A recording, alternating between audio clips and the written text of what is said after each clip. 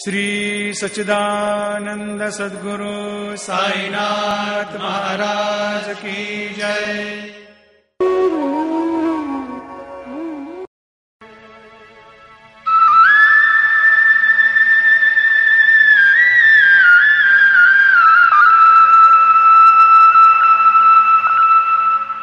गंगा तेरा पानी अमृत झरझर बहता जाए, युग युग से इस देश की धरती तुझसे जीवन पाए। गंगा तेरा पानी अमृत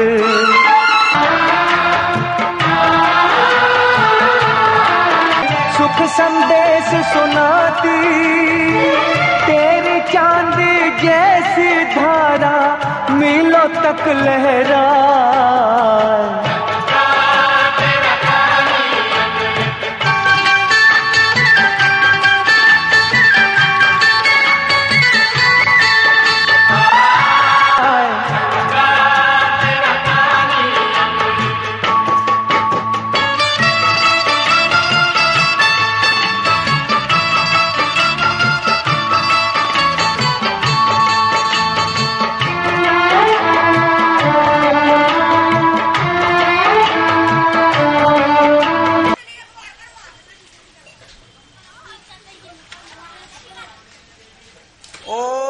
शनकाद्या सप्तमुनि आगच्छन्तु गृहणे त्वां जलांजलिं।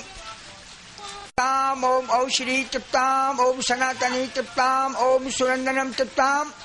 कपड़ा डेरे कंधा पे डालो, जनेऊ में से डेरो। जय पितरों प्रणाम। श्राद्ध का अर्थ है जो श्रद्धा से किया जाए।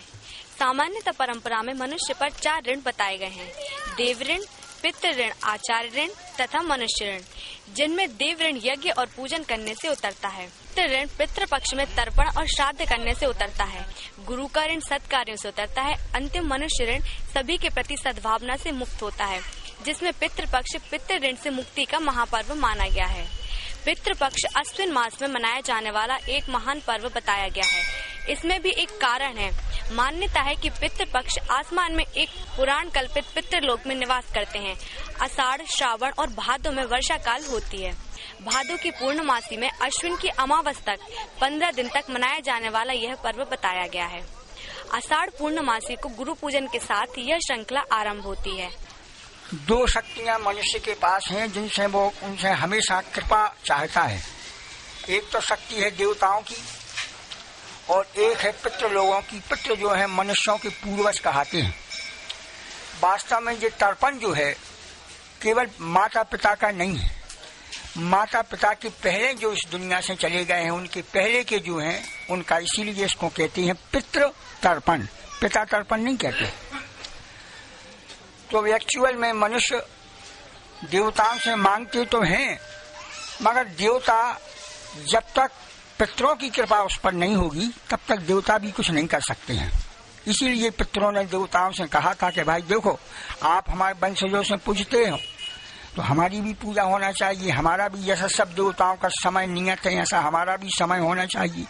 देवताओं ने कह दिया भाई ठीक है जी, 15 दिन हमने आपको दिए, आप अपने वंशजों से पूजो। तो इस लोक से जब आदमी चला जाता है तो पितृलोक में नहीं पहुंच जाता, यहाँ से जाके गतियों में घूमता रहता है। घूमने के बाद फिर अपने पितर लोक में पहुंचता है पवित्र होकर।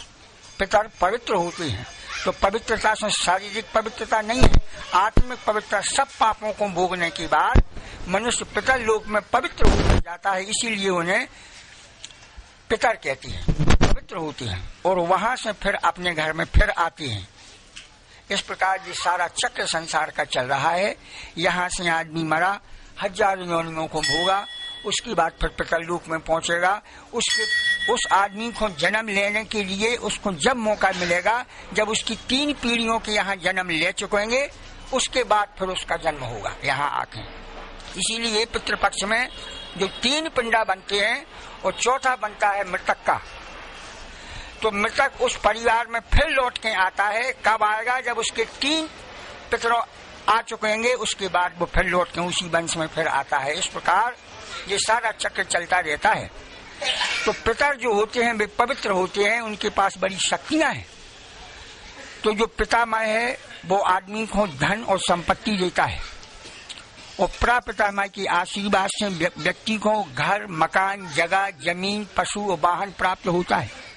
और जो वृद्ध पितामह होता है उसके आशीर्वाद से घर के बच्चों की, स्त्रियों की, पुरुषों की बुद्धि, श्रेष्ठ बुद्धि प्राप्त होती है। इस प्रकार तीनों पितर मनुष्य को सब कुछ देने में समर्थ होते हैं। इसलिए भगवान ने उनको ये 15 दिन दिए कि इन 15 दिनों में केवल आपकी सेवा होगी और किसी देवता की सेवा नहीं होगी। नित्य नैमित्य कर्म भर होंगे, बकाया प्रधान पूजा पितरों की ही होगी। इसलिए इस पितृ पक्ष में जो उनको 15 दिन दिए हैं, उस 15 दिन में मनुष्यों को अपने पितरों की सेवा करना चाहिए, क्योंकि वे ही पितर आपके यहाँ से मनुष्य जाता है, पर वहां से पवित्र होकर आपके घर में फिर जन्म पाता है। जब सब कर्मों का फल भोग लेता है आदमी, तब पवित्र होकर पितर लोक में जाता है। वो मोक्ष की कामना लेकर इस पृथ्वी पे आता है, मगर हजारों जालों में फंस के और फिर नरक लोक में चला जाता है, फिर वहां से भोग कर फिर पितर लोक में। इस प्रकार ये उन पितरों की सेवा और पूजा है जो पवित्र होकर पितर लोक में निवास कर रहे हैं और अपने वंशजों से चाहते हैं कि हमें इन 15 दिन में आप कुछ भी मत दो, केवल जल हमें चाहिए।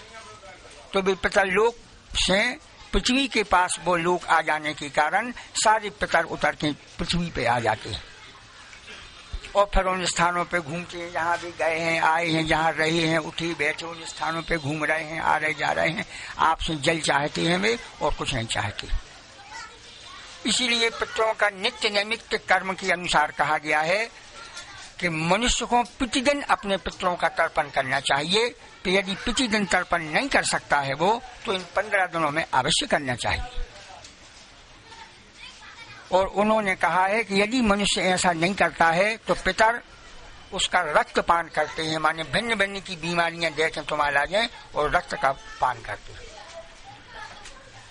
उससे बचने के लिए सिद्ध जो होता है कि पितृ पक्ष में मनुष्यों को तर्पण करना चाहिए, उनको जल देना चाहिए। प्रत्येक गृहस्थ मानव के लिए ये आदेश है कि वो 15 दिन तर्पण करे, चाहे वो गया जी जाए चाहे कहीं जाए, तर्पण तो उसको करना ही चाहिए। जब तक आपसे बने आप करो, फिर यदि आपसे नहीं बने तो फिर कोई जरूरी नहीं, कोई पाप नहीं लगेगा यदि आपकी आने वाली पीढ़ी पानी देगी।